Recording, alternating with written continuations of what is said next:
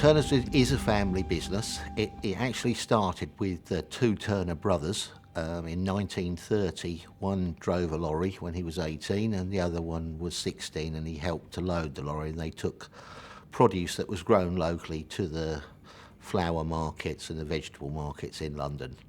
And they developed it from there, and in 1952 it became a limited company, and the name Turner Soham Limited was founded then.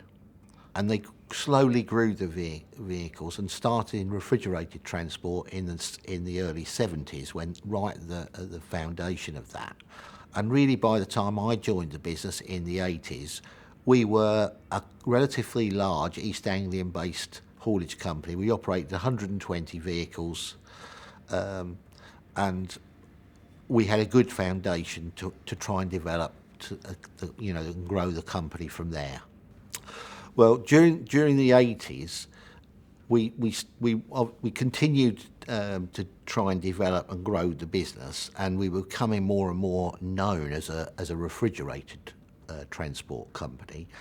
And then we had the opportunity to buy a small business that was involved in powder tankers. And by the early 90s, it was clear that we needed to specialise in. And really, our core strength was the refrigerated market. We were gaining new business in the tanker market, and really we decided to focus on those two areas to develop the business further. In this century, about 5 years ago, I'd always wanted to go into fuel, and we got an opportunity to run a few fuel tankers. And that's proved to be very successful for Turners, and that we've managed to grow that in 5 years to have around about 200 vehicles now operating on fuel deliveries. So we're the third biggest in the UK now in fuel after 5 years. So I think we've done very well in that sector.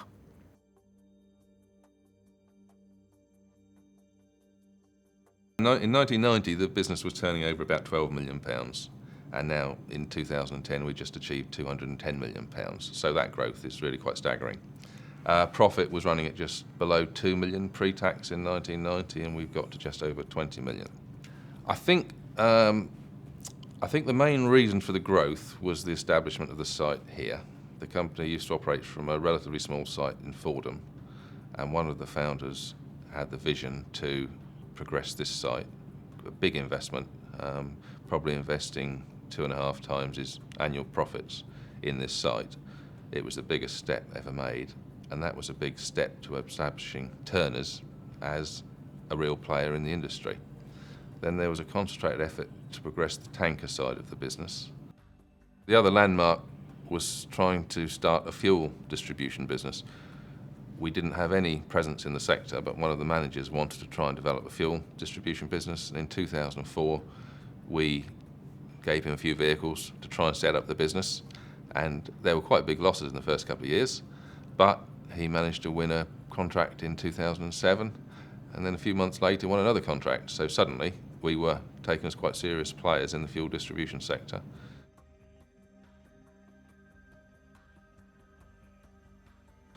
We've built up to a level now where we operate 1,100 vehicles across the various sectors, and we employ just over 2,000 people.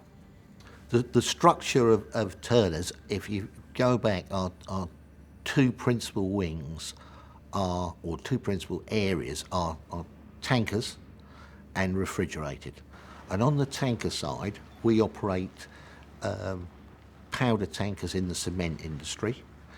We operate powder tankers and liquid tankers in the food industry, and we also operate in the fuel industry with fuel tankers. And there's a different management structure for those various businesses within the tanker operation. But sometimes customers would have, for instance, you may have granulated sugar and you may have liquid sugar for the same customer. We can operate and deliver both, but they are run as separate entities and separate divisions within the overall tanker division.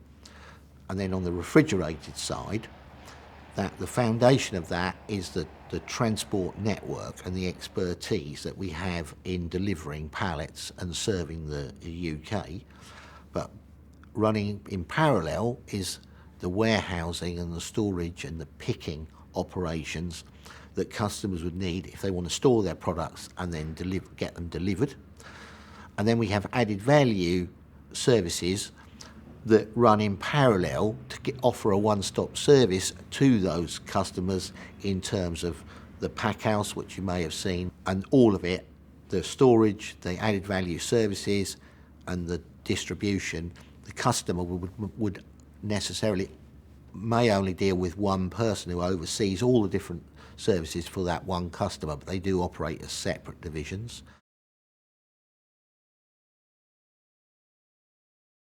In terms of financial reporting, we produce management accounts pack every 4 weeks, so 13 4-weekly periods during the year.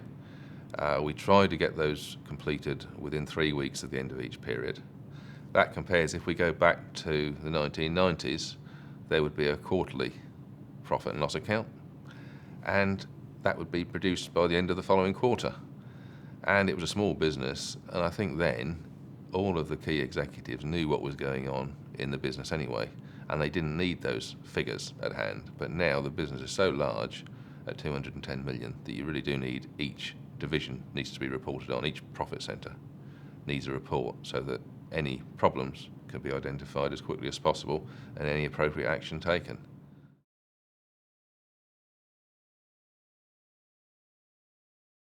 Turners is a family business. I'm not sure that just the fact that it's a family business does give it an advantage. I think the way Turners is set up, we're very quite a flat management structure between the various divisional management and myself. So if opportunities arise or issues arise and they need to be resolved or we need to make an investment, there's not a long chain and time delay. We're very quick at reacting. We can make it's down to myself whether we'll make a decision and move on and take advantage of that opportunity or decline it if we don't think that it's the right business venture for us. So I think it's the speed that we can operate and we can make decisions it does turn into an advantage.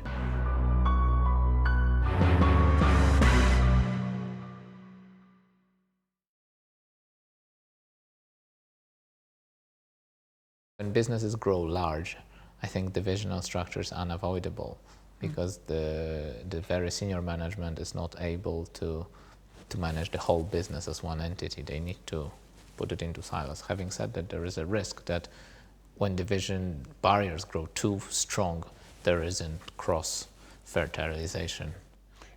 Indeed. And actually, even when the business has not grown that much, and it's in the sad years of the company, I would encourage actually a division, because the entrepreneur, the founder of the company, if you will, has always the temptation to do everything by itself, and is quite passionate about it's his child essentially. So he always wants to do everything by himself, and it's a nice safeguard actually to have very disciplined division of competencies inside a company.